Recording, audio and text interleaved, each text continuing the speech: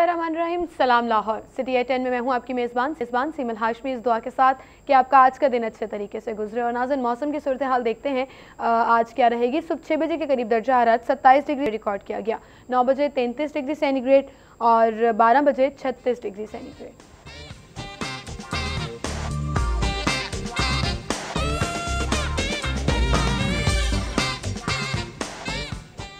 3 बजे 37 degree centigrade, 6 बजे 36 और 9 बजे 32 डिग्री सेंटीग्रेड।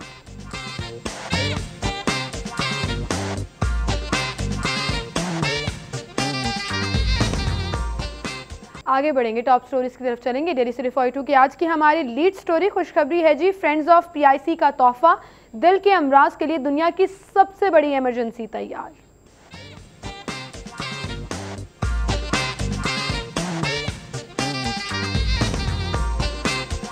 तालीम, सेहत, पानी समेत कई मंसूबों के 64 अरब रुपए पड़े रहे, महकमा बजट इस्तेमाल करने में नाकाम।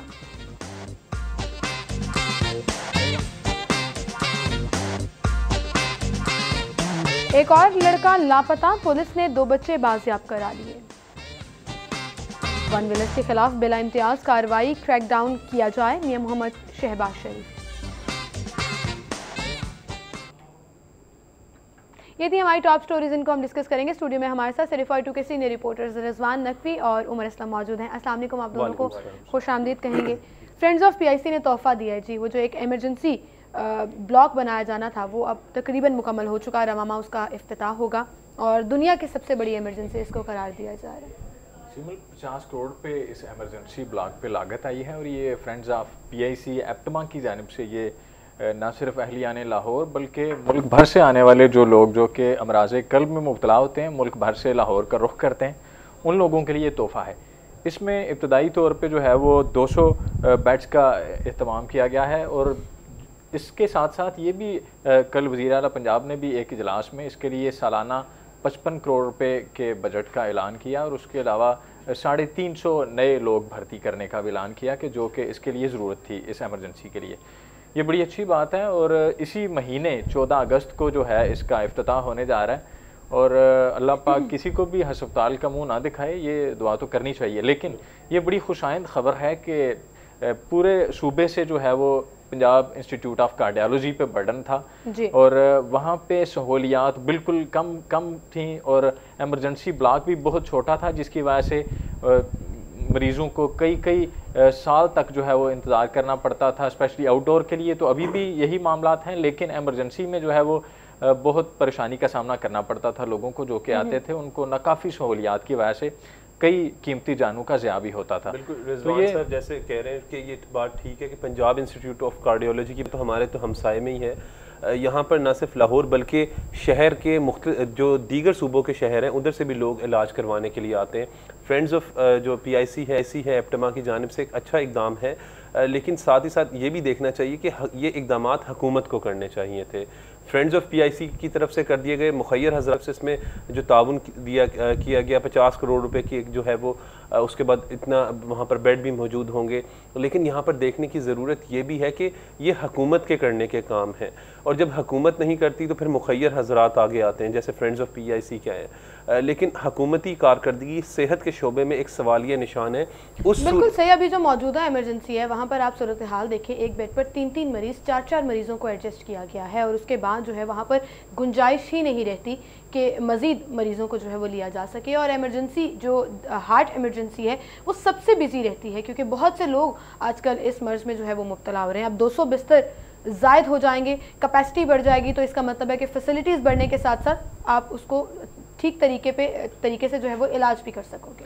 बिल्कुल शिमल, इसके लिए 350 के लगभग जो है वो स्टाफ की भी ज़रूरत थी, जो कि कल वज़ीर आला पंजाब ने अनाउंस किया कि नया स्टाफ भी इसके लिए रखा जाएगा। लेकिन फिर एक हैरान कुन और परेशान कुन अमर ये है कि अगर 200 बेड्स की इसमें गुंजाइश होगी, फ्रेंड्स ऑफ पीआईसी के ताउन से जो एमरजेंसी ब्लॉक बन चुका है, ऑपरेशनल होने जा रहा है इसी माह में, तो ये 200 बेड्स पे जो पेशेंट्स यहाँ पे आएंगे डेफिनेटली उन्होंने एमरजेंसी के बाद आउटडोर में ही उन्हें मुंतकिल किया जाना है। तो आउटडोर्स के हालात आपके सामने हैं कि वहाँ पे बिल्कुल सहूलियात नहीं है, ना सिर्फ डॉक्टर्स का फुकदान है, डॉक्टर्स की किल्लत है, बल्कि वहाँ पे मेडिसिन भी जो है वो लेने के लिए एक लंबा क्यू है। उसके अलावा अगर किसी ने टेस्ट करवाने हैं तो उसको 1-1 साल का टाइम दे दिया जाता है अगर वो पेइंग कैटेगरी में फॉल नहीं करता। या फिर ऐसे पुअर मरीज जो कि प्राइवेट इलाज जो है, चूँकि दिल का इलाज बड़ा महंगा है तो मेजॉरिटी जो है वो उसको अफोर्ड नहीं कर सकते। बिल्कुल, और ख़ास तौर पर तब जबकि आपने मुख्तलिफ अस्पतालों में ये प्रॉमिस किया था कि आप कार्डियक इमरजेंसी ज़रूर बनाएंगे। जना अस्पताल में बनाई गई ऑफ द आर्ट, वहाँ पर मशीनरी मौजूद है लेकिन अद्वियात नहीं है, डॉक्टर वहाँ पर फैसिलिटेट नहीं कर पाते हैं। सीमिल हुकूमत की तवज्जो नहीं दिखाई देती। मियां मोहम्मद शहबाज शरीफ, मुझे याद है रिजवान नकवी साहब ने भी सीएम की बीट की हुई है, खुद भी रिपोर्टिंग करते रहे सीएम की रिपोर्टिंग वहाँ पर ख़बरों को। तो शहबाज शरीफ ने अचानक दौरा किया, आज से तकरीबन 3-3.5 साल पहले की बात है। जनरल अस्पताल का दौरा किया, अपना इसी तरीके से स्टाइल अपनाया और उसके बाद बड़े गुस्से से आप यहाँ पे इंतज़ामिया काम नहीं ठीक तरीके से कर रही, ये मैं होने नहीं दूंगा, मैं बर्दाश्त नहीं करूँगा, मैं लोगों को इलाज की सहूलत फराम नहीं करने दूंगा, मैं देख लूँगा। मतलब दीज वर द वर्ड्स जो मैंने खुद सुने। ठीक है, उसके बाद नहीं, ये शहबाज शरीफ का स्टाइल है। लेकिन उसके बाद अब से चंद रोज़ कबल फिर शहबाज शरीफ जाते हैं, फिर वही अल्फाज दोहराए जाते हैं, सरजनिश की जाती है, हालात वैसे के और उनके घर के करीब है। 180 एज मॉडल टाउन से अगर पैदल भी जाए ना तो जनरल अस्पताल जा सकते हैं, थोड़े से 15-20 मिनट के मुसाफत पर ही है। पैदल की मैं बात कर रहा हूँ, गाड़ी में तो 2-5 मिनट में पहुँचेंगे। तो अपने हमसायों में तो अस्पताल के ये हालात हैं। और फिर बात करते हैं कि सेहत के शोबे में जो है वो इनकलाबी इकदाम किए जा रहे हैं।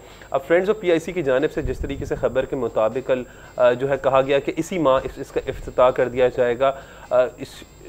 जब हम कार्डियोलॉजी की बात करते हैं तो लाहौर में जो पंजाब इंस्टीट्यूट ऑफ कार्डियोलॉजी, इसमें ओकाड़े से भी लोग आते हैं, सादकाबाद से भी आते हैं, मुख्तलिफ मकामात से आते हैं और यहाँ पर इलाज करवाने के लिए जब यहाँ पर आते हैं तो 8-8 महीने 6-6 महीने का टाइम जो है वो उन्हें दिया जाता है, क्योंकि यहाँ पर उनके पास टाइम नहीं है। यहाँ पर इक्विपमेंट और फिर उसके साथ साथ जो वहाँ जितने मरीज़ों का प्रेशर है वो टर्न बाय टर्न आता है। तो जब 6-6 महीने के बाद, और खुदा न खास्ता उस दौरान बेशक वो ज़िंदा ना रहे, यानी इंसानी जान की कीमत इतनी भी अर्जा नहीं होनी चाहिए और ख़ुसूसन उस दौरे। लेकिन चले मुखय्यर हजरात सामने आए और अब हुकूमत ने भी ऐलान किया है और 55 करोड़ सालाना अखराजात की जो मंजूरी भी दी गई है, तो हो सकता है कि हुकूमत भी होश के नाखुन ले और इस तरह के इकदाम जो है वो करना ये हो सकता है। तो इनके 8 साल लेकिन मुखय्यर हजरात तो ब्लेसिंग है और वो जितना करते हैं आवाम के लिए वो काबिल। देखिए अल्लाह ने भी फरमाया कि अच्छी बात है, ऐसे लोगों को एनकरेज करना चाहिए जो कि लोगों पे खर्च करते हैं। और शायद अगर हुकूमत पे अदम एतमाद वाला एलिमेंट ना हो तो बहुत से लोग हैं जो कि करना चाहते हैं। और जिस तरह आप रमज़ान में देखते हैं कि बहुत से लोग हैं ऐसे जो कि बहुत ज़्यादा सदक़ात व खैरात करते हैं, लेकिन वो गवर्नमेंट जो है, गवर्नमेंट पे अदम एतमाद की वजह से वो टैक्सेस नहीं देते या फिर वो उस तरह से सबसे ज़्यादा चैरिटी खैरात ज़कात बहुत ज़्यादा। देखिए ये दाता नगरी है। मैं आपको बताऊं, इस शहर के बारे में मशहूर है कि यहाँ पर आप देखते भी होंगे कि कोई सादकाबाद से आ रहा है, कोई साहिबाबाद से आ रहा है, मतलब मुख्तलिफ मकामात से, मुल्तान, साहिवाल, ओकाड़ा से आते हैं। और यहाँ पर के बारे में मशहूर है कि अगर आपका यहाँ पे कोई रिश्तेदार, दोस्त, अहबाब नहीं भी हैं तो शहर में आप भूखे नहीं सोते। यानी इतने मुखय्यर हजरात हैं, यहाँ पर लोग हैं जो देना चाहते हैं और देते भी हैं और हाथ मतलब वही बिल्कुल सही। और हम अब यही दुआ कर सकते हैं कि अल्लाह ताला उनको हिम्मत देते रहें और इसी तरह से इकदाम होते रहें। 50 करोड़ रुपया लागत आई इस एमरजेंसी की, 200 बेड्स यानी कि 200 मजीद मरीज जो है वो टैकल होंगे। वो जो एमरजेंसी पे एक बोझ है, जो अभी छोटी सी एमरजेंसी है, वो बहुत हद तक कम हो जाएगा, क्योंकि अभी भी ये जो 200 बेड्स हैं इससे भी ज़्यादा चाहिए, लेकिन ये भी किसी नेमत से कम नहीं है। ये भी उनकी कैपेसिटी बढ़ाने के लिए काफ़ी अच्छा है। सिमल, बिल्कुल, अगर हुकूमत जो है वो सही तरह से डिलीवर करे और हुकूमत की तरजीहात की सिमत जो है ये दुरुस्त हो जाए तो हर डिवीज़न में ऐसे लोग मौजूद होंगे। जिस तरह लाहौर में फ्रेंड्स ऑफ PIC एप्टमा के प्लेटफॉर्म से इन्होंने अपनी मदद आपके तहत ये सारा मामला किया और अभी एमरजेंसी को इसी माह में जो है ऑपरेशनल करने जा रहे हैं। जबकि शुरू में इसकी राह में भी जो है हुकूमती बाद ऐसे अरकान थे जिनकी जानिब से रोड़े अटकाए गए और गवर्नमेंट को ये बताया गया कि ये क्रेडिट आपके खाते में नहीं जाएगा तो इसको ना बनने दें, और उनकी जानिब से काफ़ी हर्डल्स भी क्रिएट की गई। आप मुख्तलिफ अस्पतालों की मिसालें देख लें, आप म्यू हॉस्पिटल के सर्जिकल टावर की बात कर लें, वो पिछले 1 दहाई तकरीबन गुजर चुकी, वो टावर अभी तक मुकम्मल नहीं हुआ। आप जना अस्पताल एक मशीन खराब हो जाए अस्पताल की, और फिर तो ये आप सारी मिसालें शहर के अंदर से दे रही हैं जो कि वज़ीर आला पंजाब का, वज़ीर आज़म पाकिस्तान का अपना शहर है। इससे बाहर आप देखें तो इससे भी बुरे हालात हैं। आप वज़ीराबाद की बात करें, वहाँ पे चौधरी परवेज़ इलाही के दौर में मुस्लिम लीग काफ का जब दौरे हुकूमत था, वहाँ पे इसी तरह PIC बनी लेकिन इन्होंने ऑपरेशनल उसको नहीं किया, उस पर फोकस नहीं किया। ये हुकूमत की बड़ी। अब लाहौर में रिजवान साहब मिसाल ले ले, समनाबाद में क्योंकि वो मियां असलम इकबाल का ताल्लुक जो है वो तहरीक इंसाफ से है, हालांकि वो स्पीकर कौमी असम्बली का स्पीकर कौमी असम्बली का हल्का है, लेकिन क्योंकि वो काफली के दौरे इक्तदार में शुरू हुआ था, इसलिए इंतकामी कार्रवाई तो मुस्लिम लीग नून मुकम्मल कर। इसमें पॉइंट जरूर वैलिड है कि साइकी बहुत मैटर करती है कि अगर आप मुख्तलिफ शहरों से हैं तो आप लाहौर जरूर आना चाहते हैं, आप आके लाहौर में अपना इलाज कराना चाहते हैं, तो उस वजह से भी बोझ बढ़ जाता है। मसलन अगर फैसलाबाद के PIC की बात करें तो वो भी एक state of the art project है और वो चल रहा है और बहुत अच्छे तरीके से चल रहा है, लेकिन होता क्या है कि आपको एक बेहतर सहूलत और बेहतर चीज के पेश नजर आप समझते हैं कि दारुल हुकूमत लाहौर एक बड़ा शहर है, वहां जाके इलाज कराते हैं, तो वहां पर उस साइकिल के तहत भी बोझ बढ़ जाता है। जो छोटे जो डिवीजन है वहां पे जो इमरजेंसीज या इसी तरह कार्डियक यूनिट काम कर रहे हैं, जब वहां पे डॉक्टर्स नहीं होंगे, वहां पे डॉक्टर्स बिल्कुल लिफ्ट नहीं कराते, वक्त पे नहीं आते। उसके अलावा चूंकि यहाँ पे सिलसिला वही है कि वन मैन शो है, जो चीज़ वज़ीर आला पंजाब के फोकस में होती है वहाँ पे तो काम चल रहा होता है, या फिर जब डॉक्टर्स को पता चलता है कि वज़ीर आला पंजाब जो है विजिट करने वाले हैं तो वहाँ पे सफाई के इंतजाम भी कर दिए जाते हैं, बाकी ड्यूटीज़ पे भी अमला नज़र आता है वहाँ पे। लेकिन जो देही इलाके हैं या ऐसे जहाँ पर उन्हें पता है कि कभी विजिट ही नहीं होना, कभी छापा ही नहीं पड़ना, तो वो फिर अपनी मर्जी के तहत जो वहाँ पर डिस्पेंसरी, रिजवान साहब वहाँ पर डिस्पेंसरी जो है वो डॉक्टर सर्जन बने होते हैं, वहाँ पे ऑपरेशन कर रहे होते हैं। और हालात हमारी प्रायोरिटीज के ये हैं। अगली खबर अली रामे की, तालीम, सेहत, साफ पानी, ये वो चीज़ें हैं जो बहुत ज़्यादा इम्पॉर्टेंट हैं, जिनकी ज़रूरत बहुत ज़्यादा है। अब इन समेत कई मंसूबे हैं जिस पर 64 अरब रुपए खर्च होने थे, 64 अरब रुपए खर्च पड़े रहे और जो महकमे हैं वो बजट इस्तेमाल करने में नाकाम रहे। ये हालात हैं हमारे, इस पर मैं आपका पॉइंट ऑफ व्यू ज़रूर लूँगी नाज़र, लेकिन उससे पहले हम एक ब्रेक लेंगे यहाँ पर और ब्रेक के बाद दोबारा हाजिर होंगे।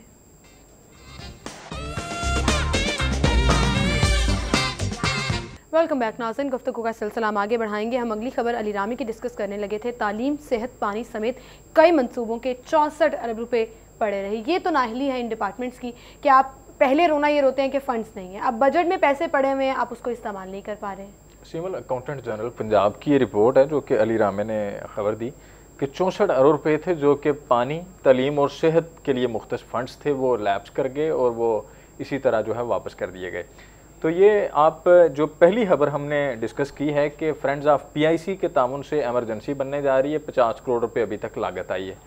50 करोड़ रुपए का आप मुआवजा करें 64 अरब रुपए से कि 64 अरब रुपए थे, इससे हस्पतालों में कितनी बेहतरी लाई जा सकती थी, कितना काम किया जा सकता था पेशेंट्स के लिए। लेकिन हुकूमत की तरजीहात जो हैं, हुकूमत का फोकस आपको पता है कि वही चीज़ें जो हम बार बार डिस्कस करते हैं कि पुल हैं, सड़कें हैं और वही चीज़ें जो कि पोलिंग डे पे फ़ायदा दे सकें। ये चूँकि तीनों चीज़ें बराह रास्त आवाम से जुड़ी हुई हैं, हेल्थ, एजुकेशन और उसके अलावा साफ़ पानी के जो मनसूबाजात थे, तो उनके फंड्स जो हैं वो हुकूमत की ज़ाहिर तरजीहात में शामिल नहीं थे।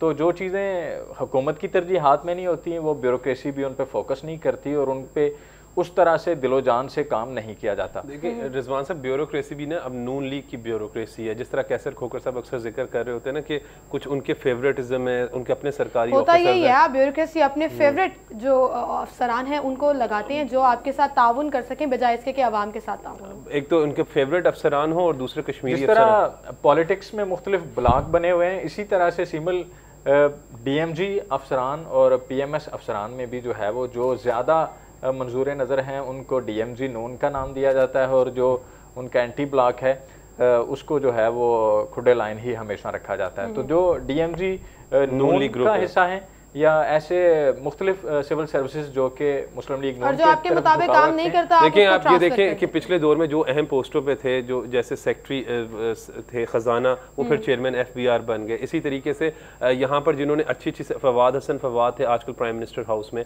इसी तरीके से जो वफाकी सेक्रेटरी वही लोग बने जो यहाँ पर पंजाब में अच्छे तरीके से सर्व कर रहे थे।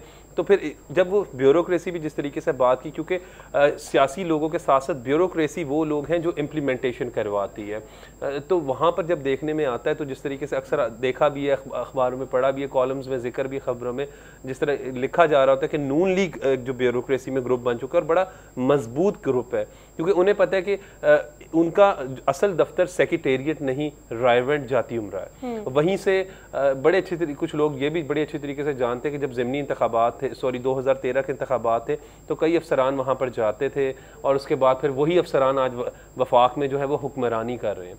तो बात यह है कि जब इम्प्लीमेंटेशन की बात आती है तो ब्यूरोक्रेसी के थ्रू इम्प्लीमेंटेशन होनी है, लेकिन वो मुस्लिम लीग नून के अपने चहीते हुक्मरान है। फिर वही बात आ जाती है कि तकरीबन 25-30 साल से बरसर इक़्तिदार है। 1990 से ही मियाँ मोहम्मद नवाज शरीफ मुख्तलिफ अदवार में जो है वो रहे, 2 दफ़ा गवर्नमेंट रही, फिर 1998 में एग्जाइल दौर भी आ गया, मुशर्रफ ने जब मार्शल लॉ लगाया तो। लेकिन उसके बाद भी देखें तो 8 साल से मुसलसल पंजाब में जो है वो हुक्मरान जमात है। और फिर यहीं पर एक और बात तो कि जो लोग जानते हैं वो ये बड़ी अच्छी पोस्टिंग्स भी जो है वो जाती वफादारियों की बुनियाद पे ही दी जाती हैं और यही जाती इंटरव्यू लिए जाते हैं कि हमारे यहाँ शख्सियात मजबूत हैं लेकिन इदारे जो हैं वो मजबूत नहीं। आरपीओज और कमिश्नर्स के इंटरव्यूज खुद मियाँ मोहम्मद शहबाज शरीफ लेते हैं और मियाँ मोहम्मद शहबाज शरीफ क्योंकि 30 साल से तकरीबन यहाँ पे सूबे में है, 25-30 साल हो गए, तो ये तो इनकी पोस्टिंग डीसीओज के इंटरव्यूज भी मियाँ साहब खुद करते हैं, लेकिन शायद अगर उनका बस चले तो एसएचओज के इंटरव्यूज भी खुद करके उन्हें थानों में तैनात करें।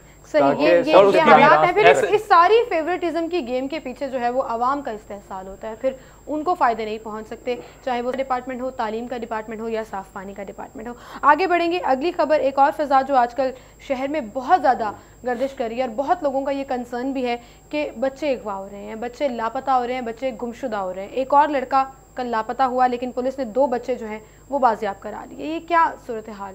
देखिए, हुकूमत को यहाँ पे आईजी पंजाब ने जिस तरीके से बयान दिया कि जी ज़्यादा बच्चे अगवा नहीं हो रहे, कोई मुनज़्ज़म गिरोह नहीं है, पुलिस समेत जो दीगर इदारे हैं उनको, लोगों को खुद इस हवाले से ख्याल करना चाहिए कि उनके अपने भी बच्चे हैं।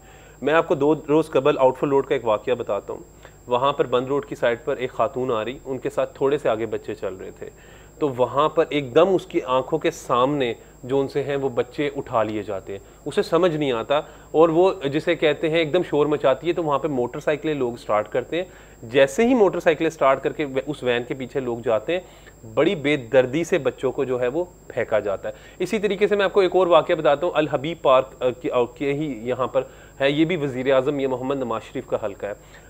एक रोज़ के बाद बागबानपुरा से बच्चा मिलता है, वहाँ पर मकामी लोगों के मुताबिक बच्चे को पुलिस प्रेशराइज करती है कि आपने ये जाकर कहना है कि मैं अपने माँ बाप के रवैये, क्या सारे माँ बाप के रवैयों से नाराज होके अभी बच्चे देने की कोशिश कर रही है कि बच्चे अपनी शर्म नहीं आ रही उन्हें, मतलब इस अपनी मर्जी से कहीं गए हुए। लेकिन ऐसे वाकयात भी तो हुए हैं ना, ये सोशल इशू।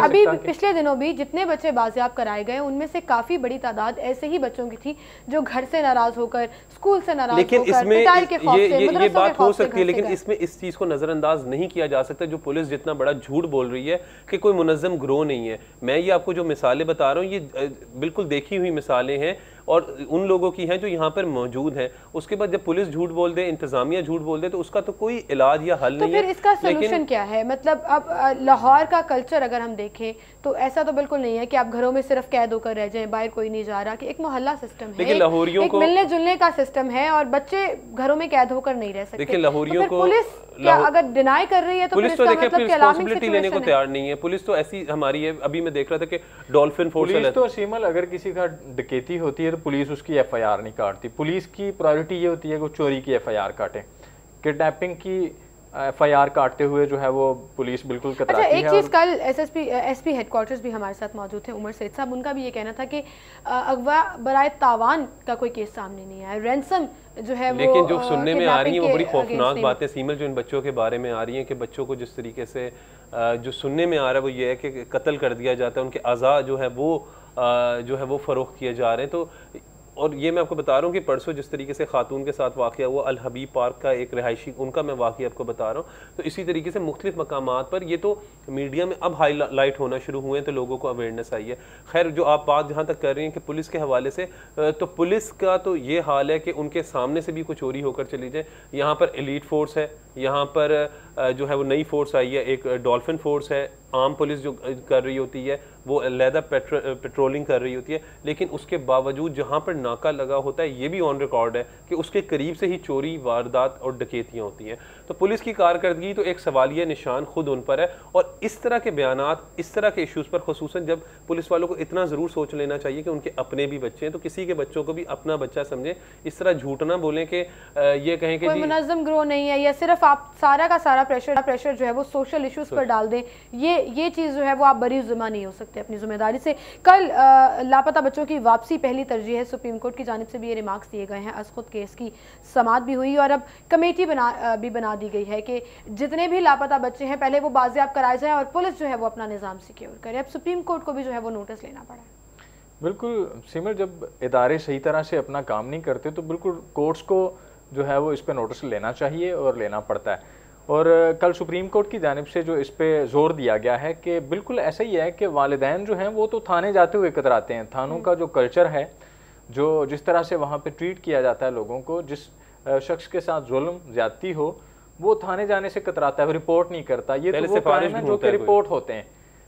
ढेर सारे ऐसे क्राइम भी होते हैं जो रिपोर्ट नहीं होते। खुद इस चीज को शहबाज शरीफ तस्लीम करते हैं, सूबाई वजीर कानून राना सनाउल्लाह तस्लीम करते हैं। थाना कल्चर मौजूद है, थाना कल्चर खत्म नहीं हो रहा, जिसमें आप लोगों को उस तरह से फैसिलिटेट नहीं करते हो कि अगर कोई, लेकिन लोग भी तो पैनिक कर रहे हैं। उस दिन शादरा में जब एहतजाज किया गया, 6 घंटे तक ट्रैफिक ब्लॉक किए रखी, तोड़फोड़ हुई, उसके बाद बच्चा जो है वो शाम को आपके किसी रिश्तेदार के घर से मिल जाता है। बागबानपुरा में एक शोर मचाया गया, एक मुलजिम को पकड़ा गया, वो किसी और केस में मुलव्वस था, आपने इसमें डाल दिया। कल भी ये वाकया आया, अगवा के शुबे में लड़की के अहले खाना ने धावा बोल दिया, अली टहलकार की गाड़ी तोड़फोड़ दी और उसके बाद जो है वो मामला कुछ और। असल में ये वाकयात इतने तसलसल से हुए हैं कि हाइप बन गई है, जिसके बाद लोगों को अब ये लोग इस चीज पर नजर रखने लग गए हैं। और शायद अच्छी बात है, लेकिन लोगों को इसमें अपने हवास पे काबू भी रखना चाहिए और होश से काम लेना चाहिए कि ऐसे लोग जो कि बिला वजह बच्चों के साथ गुजर रहे हैं, तो हर कोई बच्चों के साथ गुजरने वाला जो है वो अगवाकार नहीं है। तो ऐसे वाकयात भी हुए हैं, लोगों ने राहगीरों को तशद्दुद का निशाना बनाया। जिस तरह कल एक गाड़ी भी तोड़ दी, इसी तरह वो अली टहलकार की गाड़ी थी, वहाँ खड़ी थी और लोगों ने उस पर धावा बोल के अगवाकार की गाड़ी समझते हुए उसको बिल्कुल तोड़ दिया। अब उसको कौन कंपनसेट करेगा, कौन उसको उसका खमियाजा देगा, लेकिन कोई भी इस चीज पे जिम्मेदारी नहीं लेने के लिए तैयार, जिम्मेदारी नहीं लेगा। लेकिन सवाल सिर्फ ये है कि ऐसी वारदातें मुलव्वस हैं, कॉन्शियस होने की ज़रूरत है, लेकिन पैनिक करने की ज़रूरत नहीं है, क्योंकि पैनिक में फिर अक्सर चीज़ें जो है वो गलत हो जाती हैं और पुलिस बरी ज़िम्मा नहीं हो सकती है। अपनी जिम्मेदारी उनको निभानी पड़ेगी। कोई स्ट्रैटेजी, कोई प्लान, कोई सिस्टम सामने लाना पड़ेगा कि कम से कम लाहौर के जितने भी एंट्री और एग्जिट पॉइंट्स हैं वहाँ पर ऐसी मजबूत चेकिंग हो, प्रॉपर चेकिंग सिस्टम मौजूद हो, जिसकी वजह से ये जो लापता बच्चे हैं अभी तक बाजियाब नहीं हो सके। आगे बढ़ेंगे, 14 अगस्त आ रही है और अगस्त का महीना वैसे ही बहुत ज़्यादा जोश जज्बे से मनाया जाता है। मैं भी कोशिश कर रही हूँ कि हर रोज़ जो है वो कुछ ना कुछ अपने कपड़ों में ग्रीन ज़रूर रखूँ, क्योंकि ग्रीन हमारा कलर है, हमारे झंडे का कलर है और पाकिस्तानी होने का सबूत भी देना चाहिए। तो 14 अगस्त पे जहाँ पर हम बहुत खुश होते हैं, इस तरह की छोटी छोटी चीज़ें करते हैं, गाड़ियाँ सजाते हैं, गली मोहल्लों में स्टॉल्स लगते हैं, झंडियाँ लगाते हैं, घरों में लाइटिंग करते हैं, और उसी तौर पर जो नौजवान हैं, ख़ास तौर पर टीन एज, वो समझते हैं कि शायद 14 अगस्त हम सड़कों पर जाकर मनाएंगे, सलेंसर उतार देंगे, वन व्हीलिंग करेंगे। और फिर वन व्हीलिंग के वाकयात इतने बढ़ गए कि आपको ईद की छुट्टियों में याद होगा कि एक्सीडेंट्स किस हद तक बढ़ गए थे, क्योंकि रोड सुनसान थे। अब वज़ीर आला पंजाब ने नोटिस ले लिया कि जी 14 अगस्त आ रही है, उससे पहले पहले क्रैकडाउन शुरू कर दें, वन व्हीलिंग बर्दाश्त नहीं की जाएगी। सिमल, यूँ तो पूरे सूबे में बल्कि पूरे मुल्क में जो है वो जश्न आज़ादी बड़े एहतमाम से, बड़े ज़ोरों शोर से मनाया जाता है, मिली जज्बे के साथ। लेकिन लाहौर में जो है ये बिल्कुल एक डिफरेंट अंदाज है। लाहौरी जो हैं ये हर इवेंट को मनाने में अपना आसानी नहीं रखते और इनका एक अपना निराला अनोखा जो है वो अंदाज़ है। तो लेकिन इसके साथ साथ जहाँ ये एक खुशी का मौका है, लेकिन इसको सेलिब्रेट करने का तरीक़ाकार जो है उसमें होशमंदी का दामन जो है उसको हाथ से नहीं जाने देना चाहिए। और ये जो वाक़यात होते हैं, कई कीमती जानों का ज़िया हो जाता है। जिस तरह 14 अगस्त से हट के आप देखें तो वन व्हीलर जो हैं वो हुल्लड़बाज किस्म के नौजवान निकलते हैं और अपनी लोगों की तवज्जो हासिल करने के लिए अपनी जान गंवा देते हैं। उनको बड़ा प्राउड फील हो रहा होता है, आई थिंक, कि उस वक्त। अच्छा, आपने कभी इस तरह से कोई करतब दिखाया, कभी इस ग्रुप का हिस्सा बने? वन व्हीलिंग मेरी तो सेहत भी इजाजत नहीं देती कि मैं इस तरह का कोई भी शौक पालूं।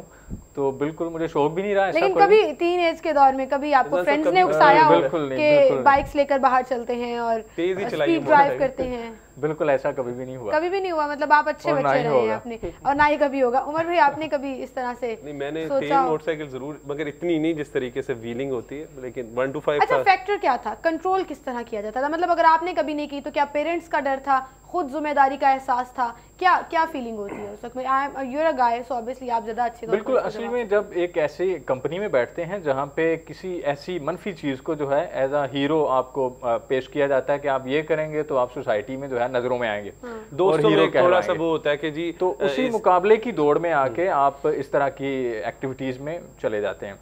लेकिन शायद हुकूमत को एक ट्रैक बनाना चाहिए।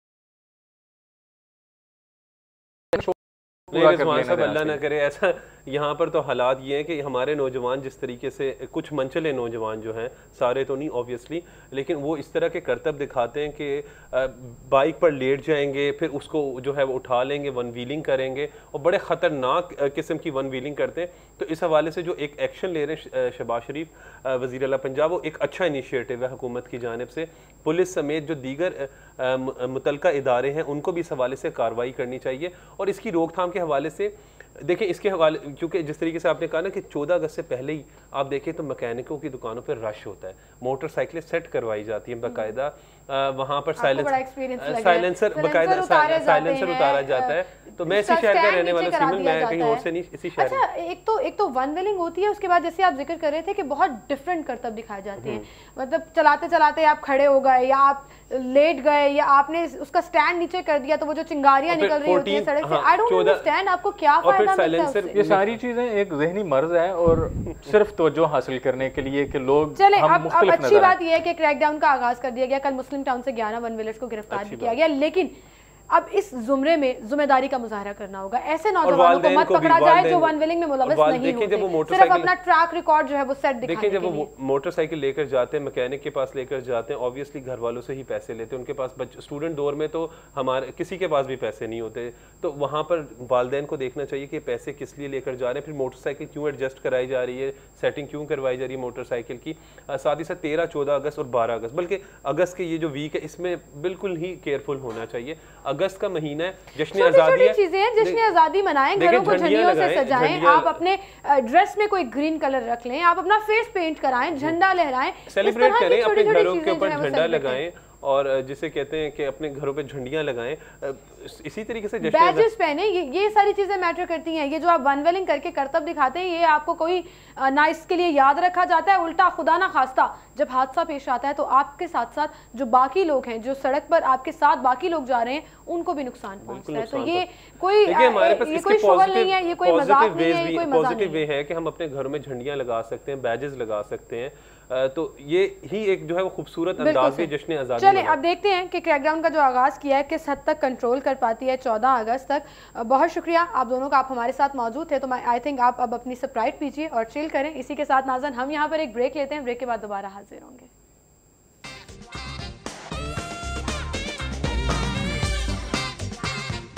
वेलकम बैक नाज़रीन, सेल्स और प्रमोशंस की तरफ चलेंगे और सबसे पहले सेगमेंट शामिल करेंगे बचत बाजार।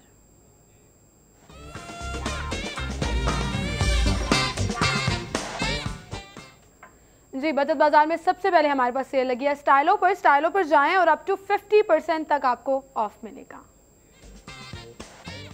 स्टाइलो के बाद अगला ब्रांड है हमारे पास ब्रेकआउट पर आप जाएं और वहां पर आपको अप टू 30% तक ऑफ मिलेगा।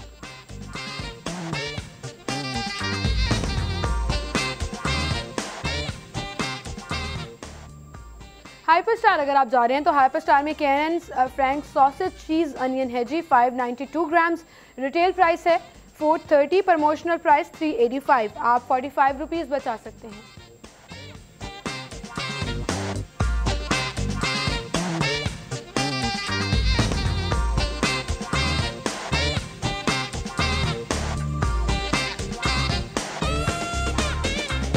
नेक्स्ट है जी हमारे पास कॉसर कनोला कुकिंग ऑयल है, 1 लीटर के 5 पाउच अगर आप ले रहे हैं तो रिटेल प्राइस 815, प्रमोशनल प्राइस 705, आप 110 रुपीज़ बचा सकते हैं।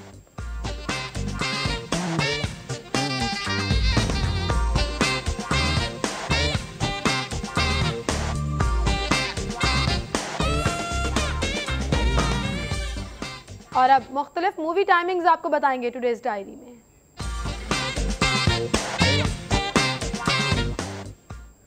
टुडेज डायरी में सबसे पहले हमारे पास मूवी है सुल्तान। सुल्तान लगी है जी 10:15 बजे रॉयल पाम ऑडी 2 में और 3:15 बजे वोक टावर सुपर सिनेमा 1 में।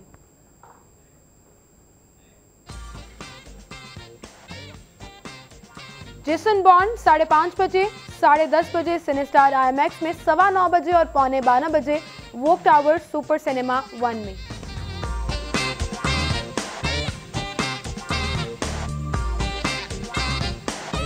इश्क पॉजिटिव 6:45 बजे वोक टावर सुपर सिनेमा 3 में।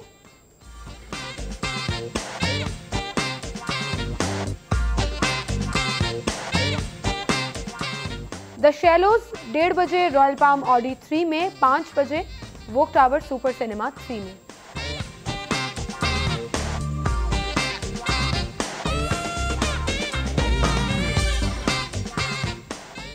मदारी लगी हुई है 11 बजे और 1:30 बजे सिनेस्टार टाउनशिप में और 5:30 बजे रॉयल पाम ऑडी 2 में।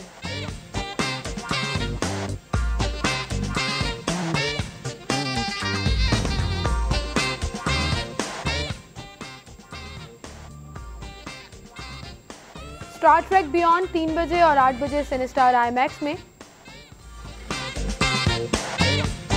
और द कंजूरिंग 2 लगी हुई है जी 8:30 बजे, 4:30 बजे और 6:30 बजे। सिनेस्टार टाउनशिप में 6:30 बजे लगी हुई है वोक टावर सुपर सिनेमा 1 में।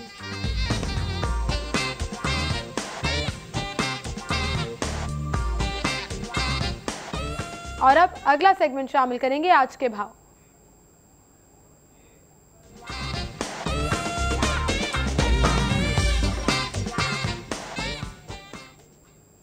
आज के भाव में सबसे पहले हम रुख करेंगे शहजाद खान अब्दाली हमारे साथ मौजूद हैं। शहजाद बताइएगा सब्जियां और फल किस कीमत पर मिल रहे हैं, ओपन मार्केट की सूरत हाल क्या है?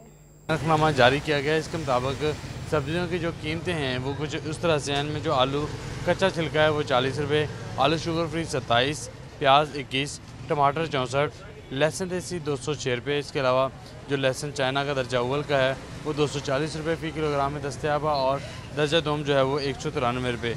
इसके अलावा अदरक चाइना जो है वो 81 रुपये, बैंगन 38, खीरा जो है वो 42 रुपये है, करेले 47, पालक 20, देसी टिंडे 58, लीमू जो देसी हैं वो 80 रुपये फ़ी किलोग्राम में दस्तयाब हैं। इसके अलावा मेथी 47 रुपये फ़ी किलोग्राम के हिसाब से ज़िला इंतज़ामिया ने इसकी कीमत मुतय्यन की गई है। इसके अलावा जो बंद गोभी है वो 62, फूल गोभी 51, घिया कद्दू 42, आम कच्चे जो हैं वो 35 रुपये, शिमला मिर्च 62, अरवी 53 रुपये, भिंडी 64, मटर जो है वो 141 रुपये, मूली 19 रुपये। इसके अलावा जो घिया तोरी है वो 47 रुपये फ़ी किलोग्राम में दस्तयाब है। गाजर देसी 42, गाजर चाइना 38, साग 18, लसूड़े प्याज मार्केट में दस्तयाब नहीं है। इसके अलावा हलवा कद्दू 11 रुपये, फलियाँ जो रवा हैं वो 69 रुपये फ़ी किलोग्राम है। इसके अलावा शलजम जो है वो 33 रुपये फ़ी किलोग्राम के हिसाब से ऊपर मार्केट के अंदर फ़रोख्त किए जा रहे हैं। इसके अलावा आपको बताता चलूँ कि ज़िंदा ब्रायलर मुर्गी जो है वो थोक में 102 रुपये और परचून में 108 रुपये फ़ी किलोग्राम के हिसाब से फ़रोख्त हो रही है। जो मुर्गी का गोश्त है वो 157 रुपये फ़ी किलोग्राम है। अंडे जो फार्मी हैं उनकी कीमत में 2 रुपये इजाफा देखने में आ रहा है, जिसके बाद वो 93 रुपये फ़ी दर्जन के हिसाब से ओपन मार्केट के अंदर फ़रोख्त किए जा रहे हैं। ओपन मार्केट में इस वक्त सूरत हाल ये है कि जब भी कीमतों में इजाफा होता है तो उसको ज़रूर इम्प्लीमेंट ओपन मार्केट के सब्ज़ी फरोशों की जानिब से किया जाता है, लेकिन सरकारी नरखनामे के मुताबिक जब सब्जियों की कीमतों में कमी होती है तो उस कमी के इतलाक़ को यकीनी नहीं बनाया जाता। ना तो प्राइस कंट्रोल कमेटियाँ इतनी फ़ाल हैं कि वो इस कमी को यकीनी बना सकें और ना ही शहर के जो सब्ज़ी फरोश हैं वो इस कमी पर गौर करते हैं, जिसकी वजह से जो सरकारी नरखनामे के मुताबिक सब्जियों की कीमतों में कमी होती है उसका फ़ायदा सार्फिन को बराह रास्त नहीं हो पाता। और इसी के साथ यहाँ एक ब्रेक लेंगे, ब्रेक के बाद आप हेडलाइंस जानेंगे उस्मान से और उसके बाद प्रोग्राम में दोबारा हाजिर होंगे।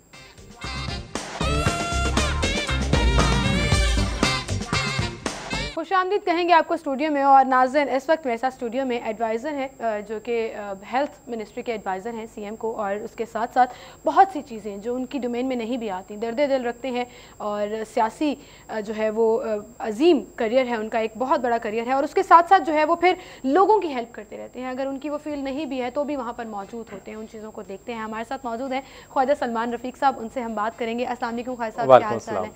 Thank you so much for coming. आपका भी शुक्रिया मुझे बुलाने का। बहुत शुक्रिया। और जैसे मैंने बोला कि एक अजीम करियर तब शुरू होता है जब आप बचपन से ही पॉलिटिक्स देख रहे हो, आपने बचपन से ही सीखा हो, अपने पेरेंट्स से सीखा हो। सो आपको घर में हमेशा सियासी माहौल ही देखते आए। असल में चूँकि वालिद साहब अल्लाह ने ग़रीक़ रहमत करे तहरीक पाकिस्तान में हिस्सा लिया, फिर उसके बाद अपोजिशन की बुनियाद रखी, फिर एक वाक़या ज़ाहिर पेश आया 1972 में उनकी शहादत हुई। तो बचपन से जब आप घर में सारी चीज़ें देखते हैं और वालदा की स्ट्रगल देखते हैं तो सारा आपके उसके एक जहन पे असर होता है। बच्चे का जहन जो एक ऐसा जहन होता है कि उस पर जो भी उसकी ग्रूमिंग हो रही होती है वो उसको फिर वक्त के साथ साथ और इस एज में आके भी उसके असरात रहते हैं। तो आपका अपना शौक था ये? मुझे पॉलिटिक्स का कभी भी शौक नहीं था, मैं बताऊँ अभी भी नहीं है। अच्छा। उससे अगर आप कहेंगे मेरी ख्वाहिश क्या है तो मैं बड़ी पुरसुकून ज़िंदगी गुजारना चाहता हूँ, काम करूँ, मेहनत करूँ और अपनी फैमिली के साथ इंजॉय करूँ, कुछ दीन का पढ़ूँ, तफसीर पढ़ूँ, पाकिस्तान की हिस्ट्री पढ़ूँ, उससे मैं रिसर्च करूँ। मेरा बेसिक शौक ये है। अच्छा। अब मुझे अगर कभी ज़िंदगी में मौका मिला तो मेरा जो बेसिक शौक है वो एक सफ़र करना और उसमें इस्लामिक हिस्ट्री, मतलब मैं जाना चाहता हूँ हिजाज़ मुक़द्दस पे और जो आप सल्लल्लाहु अलैहि वसल्लम का हिजरत का रूट था, मतलब मैं उसको पूरा अपनी आंखों से देख, ये मेरा एक शौक है। और मुझे ज़िंदगी में अगर अल्लाह ने मौका दिया तो 1.5 साल लगाऊंगा, स्पेन जाऊँ, मुस्लिम हिस्ट्री देखूँ, इंडिया जाके देखूँ कि क्या मुगल बादशाहों ने क्या किया, फिर इस्लाम किस तरह फैला। ये मेरा एक है शौक। मुझे इसके पॉइंट ऑफ व्यू से आपके मैं पढ़ नहीं सका लेकिन मुझे बहुत शौक है पढ़ने का, हिस्ट्री को, दीन को, तफसीर को, हदीस को, इन चीज़ों का हमें समझना चाहिए। मसाइल क्या हैं, रोज़ के मसाइल क्या हैं, और ये चीज़ें मेरा। और फिर इसके बाद अगर मुझे मौका मिले तो दुनिया की जितनी भी आज़ादी की तहरीकें हैं, किसी भी जिस मजहब से उसका ताल्लुक है, जिन्होंने अपने लोगों के लिए अच्छा काम किया, वो मुझे बहुत शौक है पढ़ने का। अच्छा। लेकिन वक्त नहीं मिलता, अगर कभी वक्त मिला 1-2 साल मैं इस पे काम जरूर करेंगे। टाइम, लेकिन मेरे ख्याल से टाइम निकाल लेना चाहिए, कभी कभी अपने लिए भी टाइम निकाल लेना। देखिए प्रायोरिटीज़ हैं। मैं आपको बताऊँ जिस फील्ड में मैं हूँ उस पर बहुत चैलेंजेस हैं, उसमें ज़्यादा उसके नाकद भी बहुत हैं, मीडिया भी एक रहनुमाई देता है। उस फील्ड में इतनी काम करने की ज़रूरत है, वो मतलब कुएँ हैं जिनको आपने भरना है। तो मेरा ख्याल है उस काम से ही आपको फुर्सत, एक काम करें लेकिन सही करें। अगर मैं फिर मल्टी डायमेंशनल चला जाऊंगा ना सोचों पे, तो वो जो काम करूँ वो भी खराब हो जाएगा, फोकस खराब हो जाएगा। तो अगर मेरा टेन्योर है, जब तक मेरी जिम्मेदारी है या वज़ीर आला साहब ने मेरी जिम्मेदारी लगाई हुई है उस वक्त तो मैं काम करूंगा, लेकिन जब ज़रा टेन्योर खत्म होगा तो उसके बाद तो अगर मुझे फिर पॉलिटिक्स में आए कैसे, किस तरह से, मतलब किसके कहने पर? घर तो बिल्कुल मेरा सियासी घराना था। वालिद साहब का वाक़या आया, अम्मी ने मुसलसल स्ट्रगल की, 85 में अम्मी ने आज़ाद इलेक्शन जीता और बड़े भाई को बहुत शौक था बचपन से पॉलिटिक्स का, स्टूडेंट पॉलिटिक्स भी की उन्होंने।